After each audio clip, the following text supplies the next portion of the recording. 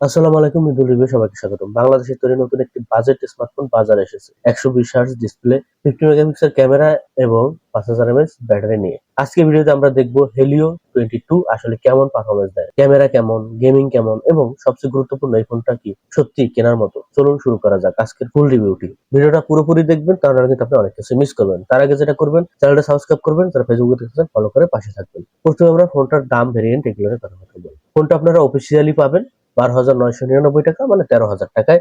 একটা ভেরিয়েন্টে পাচ্ছেন আপাতত 4 GB RAM, 128 GB storage. Unboxing করলে আপনার প্রয়োজনীয় জিনিস সবকিছু এখানে পেয়ে যাবেন। চলেন এবার ডিজাইন নিয়ে একটু কথাবার্তা বলি। ডিজাইন খুব বেশি ফ্ল্যাশি না হলেও দেখতে স্লিম এবং ক্লিন। তাছাড়া ডিজাইনটা যদি আপনি রেয়ার দিকে ফলো করেন, বুঝতে পারবেন যে কাদেরকে ফলো করা হচ্ছে।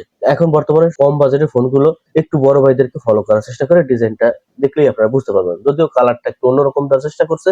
আপনারা দুটো কালারে পাবেন ফোনটা, স্পেস অ্যাশ এবং ন্যাচারাল টাইটানিয়াম। যাই হোক, আমরা মূল ডিজাইনের বৈশিষ্ট্যগুলো যদি দেখি, তাহলে হাইটটা এখানে পাচ্ছেন 171.45 মিলিমিটার, থিকনেস হিসেবে পেয়ে যাচ্ছেন 8.35 মিলিমিটার, ওয়েটটা প্রায় 195 গ্রাম। আমার কাছে মনে হয় ওয়েটটা একটু বেশি, তারপরও বাজেট ফোনগুলো আমরা একটু ওয়েট বেশিই দেখি। এছাড়া রয়েছে IP64, তাই হালকা ধুলা বা পানির ছিটা ফোটা থেকে ফোনটাকে সুরক্ষা দিবে। ফিঙ্গারপ্রিন্ট সেন্সরও আছে, আপনারা যদি সাইডে পাওয়ার বাটন লক্ষ্য করেন, সেখানে আপনারা পেয়ে যাবেন ফিঙ্গারপ্রিন্ট সেন্সর, যেটা দ্রুত আনলক করে এবং মোটামুটি ফাস্টই আছে। তাছাড়া এসব কিছু যদি আপনি বাদ দেন, বাদ দেওয়ার পরে আপনি ফোনের আরো গুরুত্বপূর্ণ বিষয়গুলো যদি লক্ষ্য করেন, ভিতরে বাহিরে আসলে কি দিচ্ছে, যেমন 3.5 mm হেডফোন জ্যাকটা আছে, ব্লুটুথ 5.0 পাচ্ছেন, ওয়াইফাই 5 সাপোর্টটা পাচ্ছেন, ইউএসবি টাইপ সি পাচ্ছেন, অ্যান্ড্রয়েড 16 ফোনটা রান করছে, যেটা আমি বলবো নতুন আপডেট গুলো আপনারা এখানে পেয়ে যাবেন। তাছাড়া ফেজ আনলকও আছে, এখানে একটা সিঙ্গেল স্পিকার আছে, আপনারা নয়েজ ক্যান্সেলেশন মাইকও পাবেন না, ডুয়েল স্পিকারও পাবেন। ডিসপ্লের দিকে একটু নজর রাখি, সামনের দিকে, কারণ আমার ফোনের সামনের দিকেই তো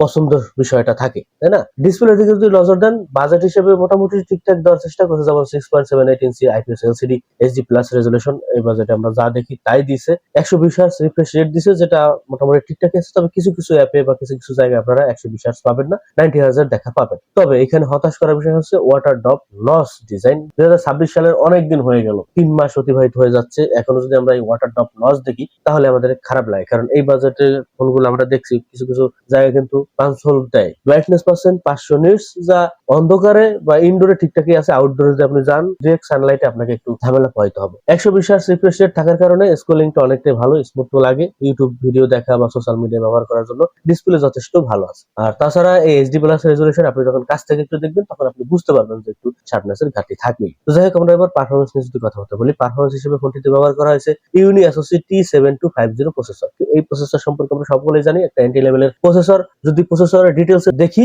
অক্টাকোর সিপিইউ, যেটা 12 ন্যানোমিটার ফেব্রিকেশন করা তৈরি, মালি G57 জিপিইউ। একটা ভেরিয়েন্টে পাচ্ছেন যেহেতু 4 জিবি র্যাম, তো বুঝতে পারতেছেন ডেইলি ইউজিং, যেমন ফেসবুক, মেসেঞ্জার, ইউটিউব, টিকটক, এসব খুব সহজে চালানো যাবে। তবে গেমিং এর ক্ষেত্রে গেলে আপনি এখানে, এটা যদিও বুঝতেই পারতেছেন এটা গেমিং প্রসেসর না, তারপর আপনার ফ্রি ফায়ার মোটামুটি স্মুথ মিডিয়াম লেভেলে খেলতে পারবেন, পাবজি লো সেটিং এ প্লেবল হবে। তবে এটা ওরকম ধরনের গেমিং ফোন না, আপনি যদি বেশি সময় ধরে গেম খেলেন, তাহলে কিন্তু ফোনের ল্যাগ বা স্লো দেখা পাবেন। তবে 2D টাইপের গেম খেলতে পারবেন, অর্থাৎ ক্যাজুয়াল গেমিং এর জন্য ঠিকঠাকই আছে। এবার আমরা ক্যামেরা নিয়ে যদি কথাবার্তা বলি, ক্যামেরা হিসেবে এখানে মেইন সেন্সর হিসেবে দিয়ে দিয়েছে 50 মেগাপিক্সেল মেইন ক্যামেরা, যেটা night mode, portrait mode, HDR, panorama, slow motion সবকিছু ঠিকঠাকই আছে। তবে যদি পারফরমেন্সের দিকে আসি, মানে কেমন পারফরমেন্স দেয় ছবি তুললে, তো ডে লাইটের ছবি শার্প বা কালারফুল আসে, কিছু কিছু জায়গায় একটু কালারটা বেশি দেয়, তো সেই সব জায়গায় একটু আর্টিফিশিয়াল লাগে। তবে ডে লাইটে মোটামুটি ঠিকঠাক হলেও লো লাইটে এইসব ক্যামেরা দিয়ে তেমন পারফরমেন্স করার আশা করা যাবে না। সেলফিতে যদি দেখি, তাহলে 8 মেগাপিক্সেল সেলফি ক্যামেরা দিচ্ছে,